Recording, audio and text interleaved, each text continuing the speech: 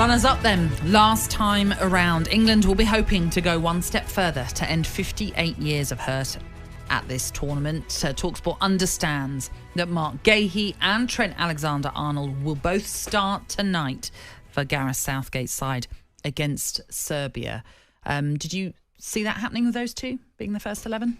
Well, I was pretty sure that the lineup that was being given out sort of in the papers this morning will probably be the one.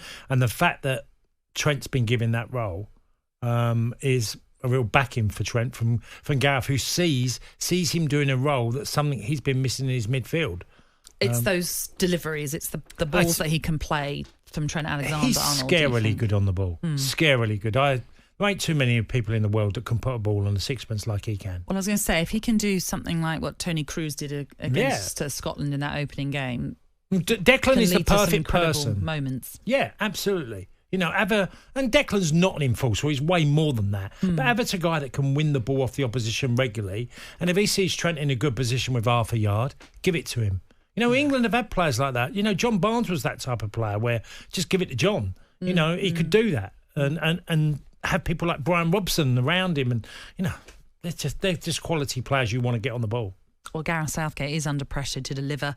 Has even hinted this may be his last tournament in charge if he fails to deliver the trophy. The England boss was asked about his future ahead of this game. Well, I hate to put pressure on all the coaches, but it could be the last tournament for all of them. So this is the world we're in.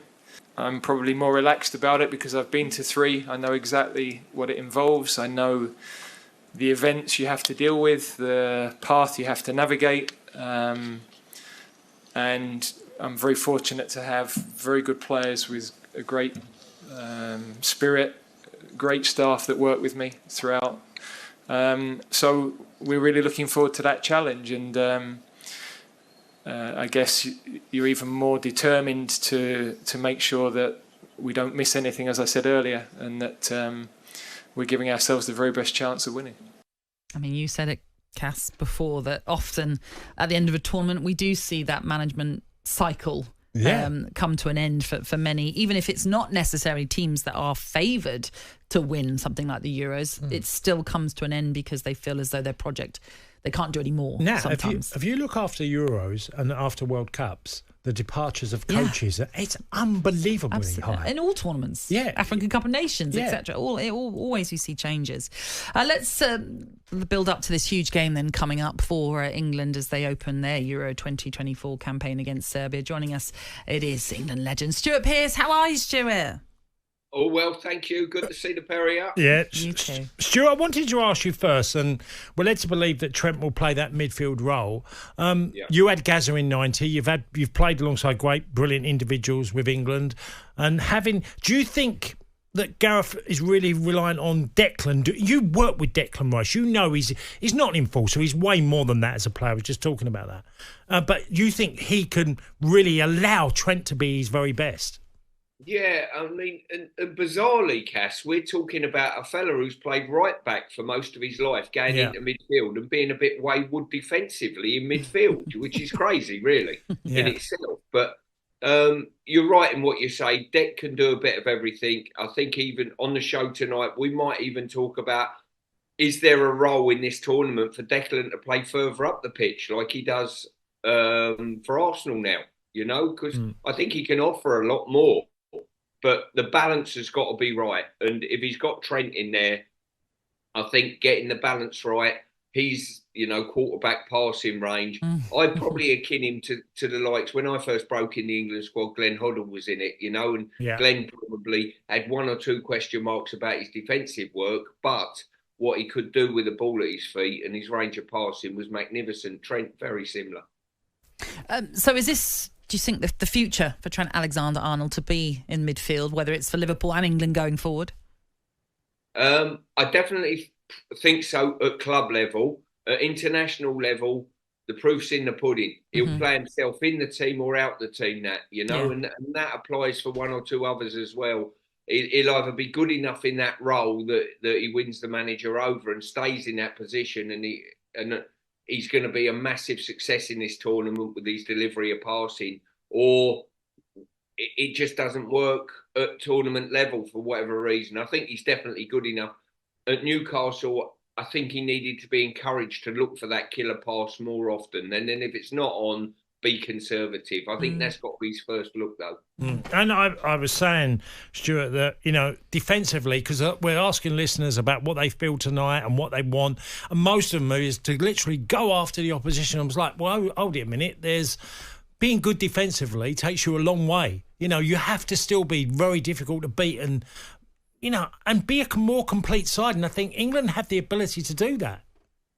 I totally agree. And if you look at this snapshot of games that we've had already, Cass, we've had 4 games and 16 goals, I think, across the board, which is incredible. Yeah. And it might be the trait of the tournament. The flip side of that is if you can keep things tight, you've got every chance of winning football matches and going further and deeper into the tournament. I think today was the big one, whether he picked Trent or whether he picked Conor Gallagher, who was very good. With Conor, you've got someone to break play up, get on the front foot, irritate the opposition, and on turnover of possession, I know talking with Jim Proudfoot, he felt as though that was a real weakness of the Serbians. On turnover of possession, you could hurt them. He's gone for Trent Alexander. I think he's almost said, you know what, I'm half going to give the people what they want. They want a more attack-minded player in there. They've certainly got that. I don't think too many people will moan about the team lineup and say it's a conservative, negative team in any way, shape or form.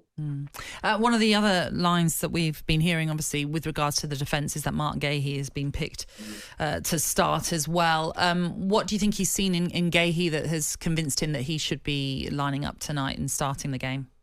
Well, now, I think in the games that I've seen him play since he's made his debut anyway, I think he's not let the team down. I think he's played with composure in what he's done. I think he's got a turn of pace.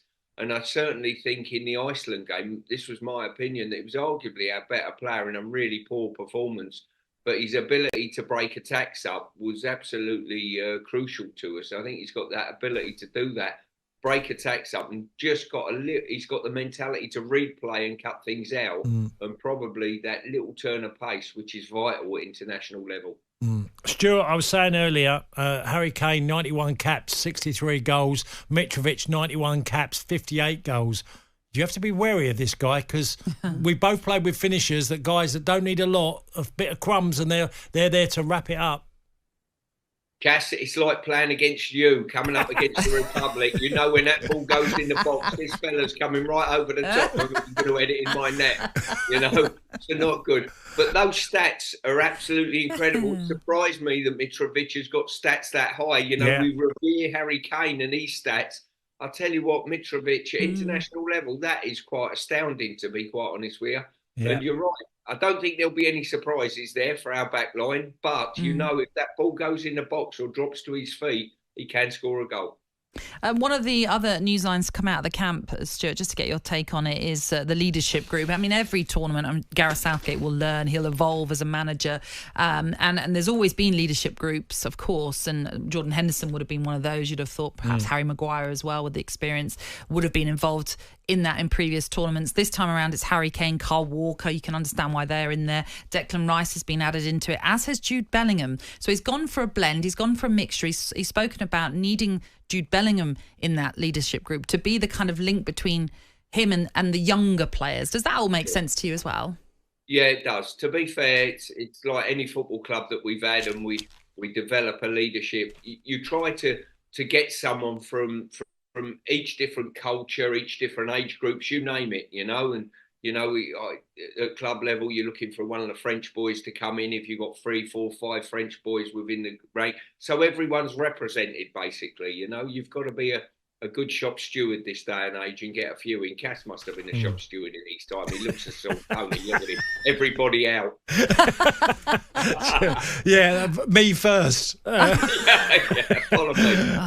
What will happen? Still the same here at talkSPORT as well. Yeah, okay. Come on, Stuart. What will happen tonight, in your opinion? I think we'll win the game. I think I'm going for a 2-1 victory. Right. That's what I'm going for. Any victory I'll be delighted with, get that first one out the way. I do think we'll win the game, though. I don't think it'll be an easy game, be a tough game, but I think our energy up front will be too much for them. Well, as you say, we'll take the win, however it comes, just to get it get the tournament off and running for England. Stuart, enjoy it. Thank you for being with us today. Thanks very Cheers, much. Stuart. Have a good day.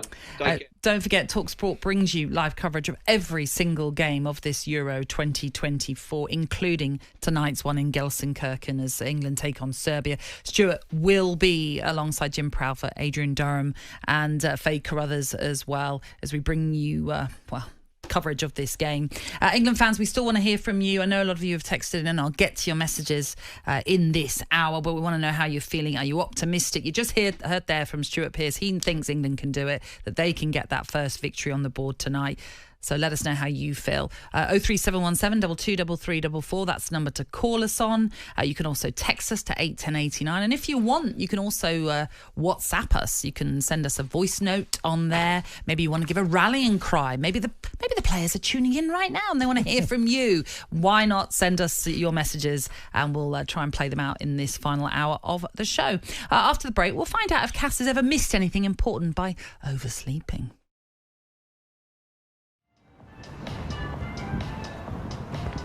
Was ist das? talkSPORT?